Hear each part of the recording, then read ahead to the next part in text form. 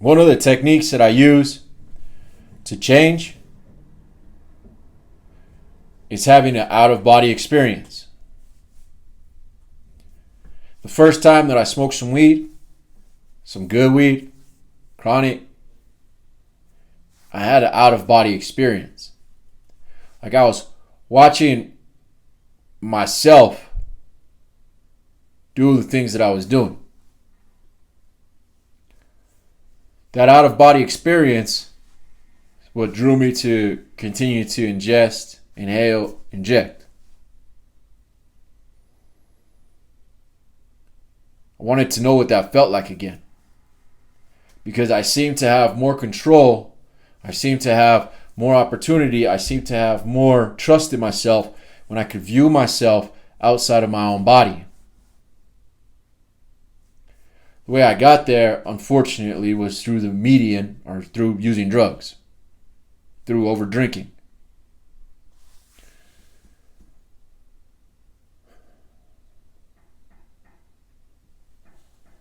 Now, in personal development, one of the reasons why I like it so much is because I can still create that out-of-body experience. I sit and I meditate, right? And I think about the person that I need to become in order to achieve what my next goal is. I don't focus on how to get it done. I focus on who I need to be.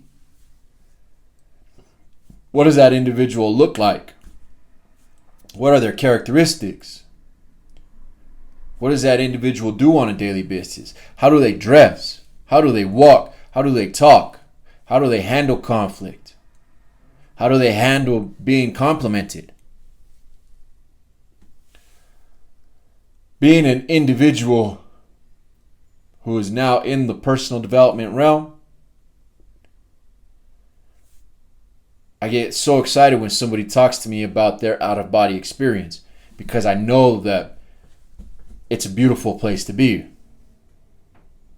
To be able to see yourself outside of yourself is not only a cool experience, but it also gives you a wider perspective. Think about video games, right? I think they call them first-person shooter games. And just FYI, I don't play video games. It's not my thing. But when I did, there was two ways that the video game could be displayed on the screen. One is you're looking through the eyeballs of the player. So it's the way that we see life day to day, right? We have our peripheral vision. We can see what's in front of us. But we see in this direction only. Whatever width you have of your viewpoint. The other option that they give you is a bird's eye view. So usually you would just see yourself from the top and you'd be able to see not just in front of you, but on the side of you, behind you, and a couple feet in each direction. So if you're coming up to a corner, you're able to see what's around that corner a lot quicker than if you were in the viewpoint of just looking straight forward. We'll call it in person, which is the one that we see naturally, just in our own persons. And then it's bird's eye view. The bird's eye view is what you need to live from. The bird's eye view is how you get an idea to how to advance. If you're looking at first in person, you have to run up to the corner of the wall, and you have to kind of peek your head around it.